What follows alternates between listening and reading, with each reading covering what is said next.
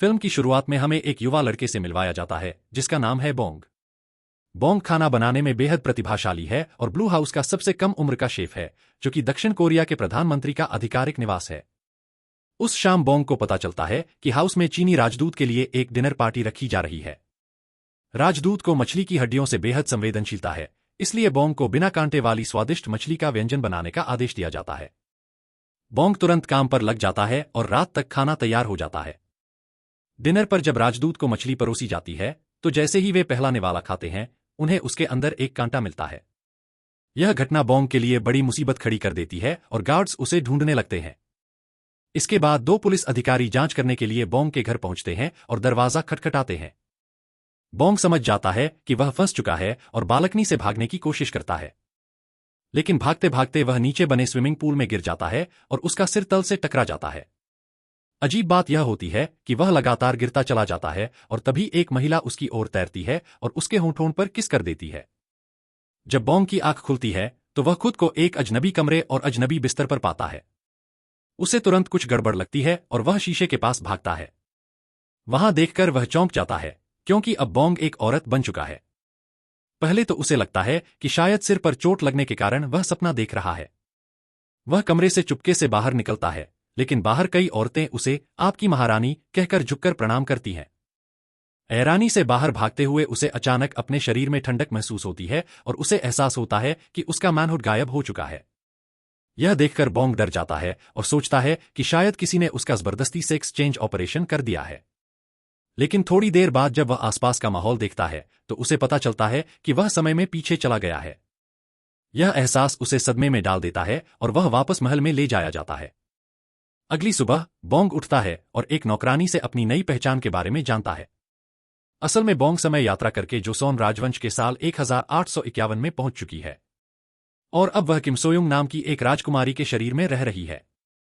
हालात और बिगड़ जाते हैं जब उसे पता चलता है कि किम की शादी कुछ ही दिनों में राजा से होने वाली है और वह रानी बनने वाली है।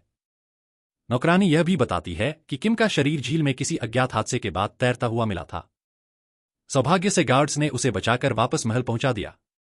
यह सुनकर बोंग सोचती है कि शायद उसका और किम का आत्मा अदल बदल गया है और घर लौटने की चाबी उसी झील में छुपी है। बोंग नौकरानी से झील पर ले जाने को कहती है ताकि वह उसमें कूदकर वर्तमान में लौट सके। नौकरानियां उसे रुकने के लिए कहती हैं, लेकिन जब वह कूदती है तो पानी की जगह कीचड़ में गिर जाती है। पता चलता है कि महारानी ने झील को रात भर में खाली करवा दिया था ताकि कोई और उसमें गिरकर मर न जाए। यह सुनकर बोंग निराश हो जाती है, लेकिन उसे अब भी लगता है कि पानी ही समाधान है। इसलिए वह हर पानी के स्रोत में खुद को डुबाने की कोशिश करती है, इवन तक कि फर्श धोने के लिए रखी बाल्टी में सिर डालकर। लेकिन उसकी सारी कोशिशें बेकार हो जाती हैं। कुछ दिनों बाद शादी का दिन आ जाता है। बोंग को राजवंश की रस्में नहीं आती, लेकिन अपनी दासियों की मदद से वह सब रस्में पूरी कर लेती है। उस रात अब बोंग, जो रानी बन चुकी है, को राजा के कक्ष में भेजा जाता है। यह सोचकर बोंग डर जाती है और राजा को शराब पिला देती है ताकि वह नशे में सो जाए। सौभाग्य से ऐसा ही होता है और राजा सो जाता है, जिससे बोंग को राहत मिलती है। अगली सुबह बोंग हैंगओवर में उठती है और उसे खाना परोसा जाता है, लेकिन वह गीले और बेस्वाद भोजन को देखकर नाकभौं सिकोड़ती है और रॉयल शेफ को संदेश भेजती है कि उसे रामेन बनाकर दें। शेफ इस अजनबी नाम से हैरान होता है, लेकिन बोंग की बताई बातों के आधार पर व्यंजन बनाने की कोशिश करता है। वह कई बार पकाता है। पहली डिश बहुत हेल्दी निकलती है, फिर बाकी डिशेज या तो बेस्वाद या ज्यादा तीखी होती हैं। शेफ ने हर संभव कोशिश की, लेकिन सफल नहीं हुआ और बार बार प्रयास करने के बाद निराश हो गया। आखिरकार शेफ हार मान जाता है और गुस्से में कहता है कि बोंग खुद ही खाना बनाए। बोंग को अपने कुकिंग स्किल्स याद आते हैं और वह खुद डिश बनाने का फैसला करती है।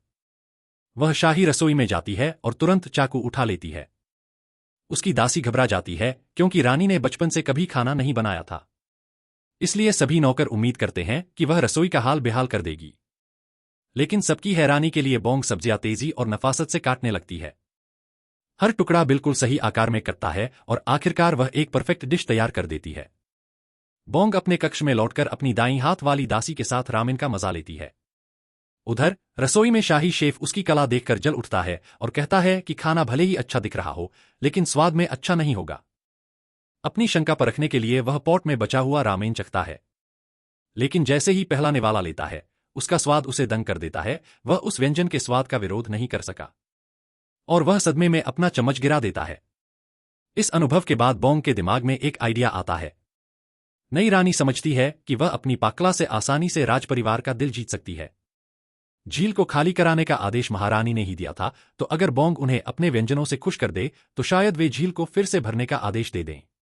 बोंग तुरंत वापस रसोई में जाती है, लेकिन ईर्ष्यालु शाही शेफ अपने अधिकार का रोब जमाता है और उसे महारानी के लिए तैयार किए जा रहे भोजन को देखने से मना कर देता है।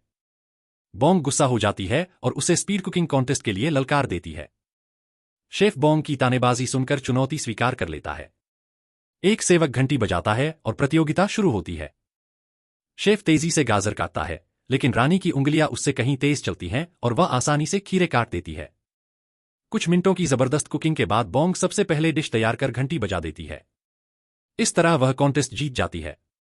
शाही शेफ गुस्से से कहता है कि स्पीड महत्वपूर्ण है, लेकिन एक असली शेफ का पैमाना तो स्वाद है। बोंग आत्मविश्वास से हामी भरती है और शाही भोजन निरीक्षक से दोनों व्यंजन चखकर विजेता तय करने को कहती है। भोजन निरीक्षक बोंग की डिश चखकर मोहित हो जाता है और उसे विजेता घोषित करता है। इसके बाद बोंग शाही रसोई की जिम्मेदारी अपने हाथों में ले लेती है। अपने नए अधिकार का फायदा उठाते हुए वह महारानी के भोजन का विश्लेषण करती है और पता चलता है कि महारानी को हाल ही में दांत में दर्द होने लगा है। यह जानकर बोंग उनके लिए मुलायम टेक्सचर वाला व्यंजन बनाने का निश्चय करती है। वह तुरंत काम पर लग जाती है और आलू का दलिया बनाने लगती है। पहले दूध डालती है, फिर जरूरी सामग्री मिलाकर बीच बीच में स्वाद चखती जाती है।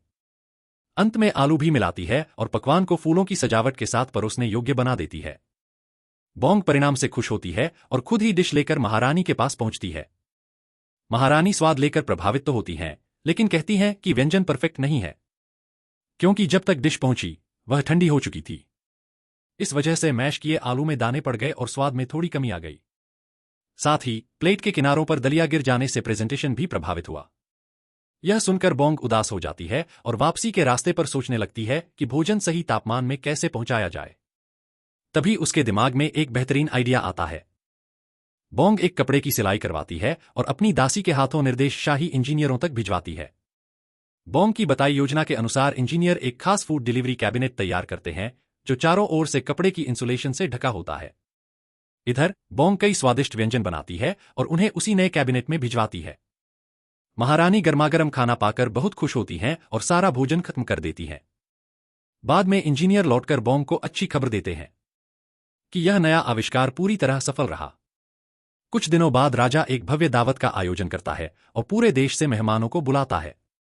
लेकिन दुर्भाग्य से उसी दिन रसोइये बीमार पड़ जाते हैं और शाही रसोई में स्टाफ की भारी कमी हो जाती है। यह देखकर बोंग चुपके से रसोई में पहुंचती है। बोंग देखती है कि रसोई के स्टोर में सामग्री बहुत कम बची है, क्योंकि उस दिन का सामान समय पर नहीं पहुंचा। सीमित संसाधनों में बोंग को अब क्रिएटिव होना पड़ता है।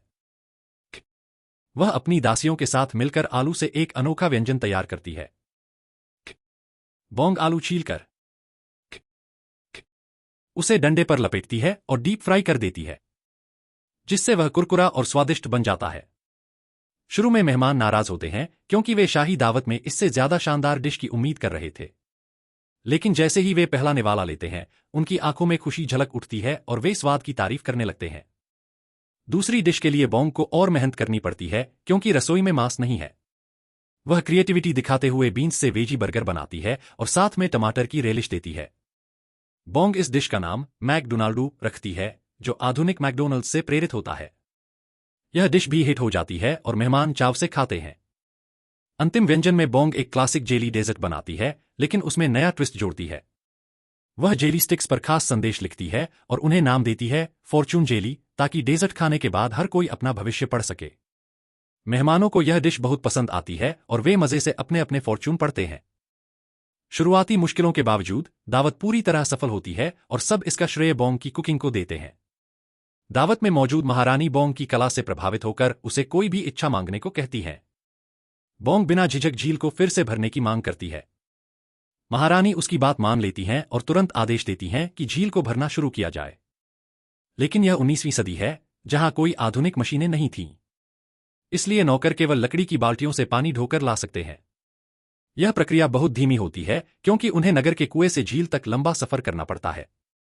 बोंग इस देरी से परेशान हो जाती है और एक नई तरकीब निकालती है। वह सबको कहती है कि हर नौकर एक जगह खड़ा रहे और पानी की बाल्टी एक दूसरे को पास करता जाए। इससे काम आसान और तेज हो जाता है। कई दिन बीत जाते हैं लेकिन झील अब भी पूरी नहीं भरती। बोंग थककर निराश हो जाती है। तभी तेज बारिश शुरू होती है जो धीरे धीरे झील को भर देती है। मौसम में यह बदलाव देखकर बोंग खुशी से झूम उठती है और बारिश में झूमकर नाचने लगती है। भारी बारिश शुरू हो गई और कुछ घंटों तक बारिश होती रही। कुछ घंटों में झील पूरी भर जाती है। वह बहुत खुश हो गई और बारिश रुकने तक नाचती रही। बोंग किनारे पर पहुंचकर पत्थर पर अपना नाम लिखती है और फिर उसी तरह झील में छलांग लगा देती है जैसे फिल्म की शुरुआत में किया था। जब उसकी आंख खुलती है तो बोंग खुद को अस्पताल में पाता है। पास ही एक अफसर सो रहा होता है। बोंग चुपके से निकलने की कोशिश करता है लेकिन अफसर जाग जाता है और पीछा शुरू हो जाता है। बोंग किसी तरह भाग निकलता है लेकिन दो और अफसर सामने आकर उसे घेर लेते हैं। मजबूर होकर बोंग ऊंचाई से छलांग लगाता है और सड़कों पर भाग निकलता है। बोंग तुरंत एक पब्लिक लाइब्रेरी पहुंचता है और इतिहास की किताबें खोजने लगता है। वहां उसे जोसोन राजवंश पर एक किताब मिलती है। उसे पढ़कर बोंग मुस्कुराता है क्योंकि अब वह जान चुका है कि वह इतिहास का हिस्सा बन चुका है। लेकिन उसकी यह भावुक यात्रा अचानक टूट जाती है जब पीछा करते अधिकारी लाइब्रेरी में पहुंच जाते हैं। बोंग फिर से भागने की कोशिश करता है लेकिन अधिकारी समझाते हैं कि वे उसे गिरफ्तार करने नहीं आए हैं। असल में बोंग के समय यात्रा करने से वर्तमान बदल चुका है। अब वह पुलिस से भागने वाला अपराधी नहीं है बल्कि एक व्हिसल ब्लोअर है जिसने एक ऊंचे दर्जे के अधिकारी का भ्रष्टाचार उजागर किया है। बोंग पास ही एक कंप्यूटर पर जाकर इंटरनेट खंगालता है और जल्दी ही सच्चाई सामने आ जाती है। इतिहास और वर्तमान सचमुच बदल चुके हैं। फिल्म का अंत बोंग के सड़क पर खड़े होकर इस सकारात्मक संदेश देने से होता है कि अतीत में किया गया छोटा सा बदलाव भविष्य पर कितना गहरा असर डाल सकता है। यदि आपको ये वीडियो पसंद आया हो तो कृपया इसे लाइक करें, चैनल नई पुरानी फिल्म्स को सब्सक्राइब करें और नए वीडियो की जानकारी पाने के लिए बेल आइकन दबाएं।